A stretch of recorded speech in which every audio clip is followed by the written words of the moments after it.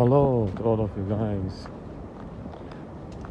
It's been a while since I posted the video because I've been busy getting my graduation certificate. I got this airplane, so cool.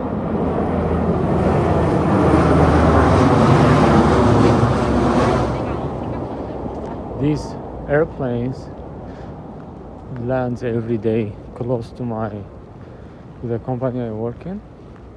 There is a airport close by, so they have to land very close to the buildings.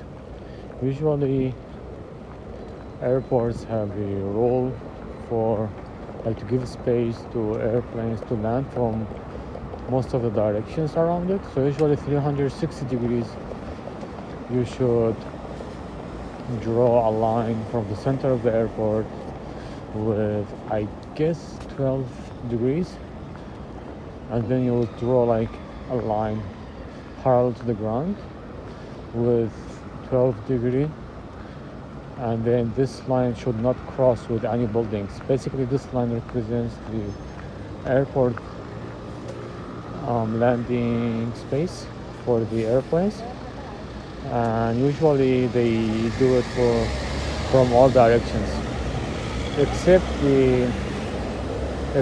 the airport building itself. But the outside the airport or the building should follow this rule. So probably, since our building is pretty high and the airplane is very close, getting very close to it when it's landing, probably the airport is so close because it's like 12 degree, and then you are measuring the angle toward these buildings. So probably the airport is like on this direction. And these airplanes make a lot of noise, so they are usually very noisy and loud when they land, especially when it's in the air and the engine is working. So you would see and feel a lot of vibration around you.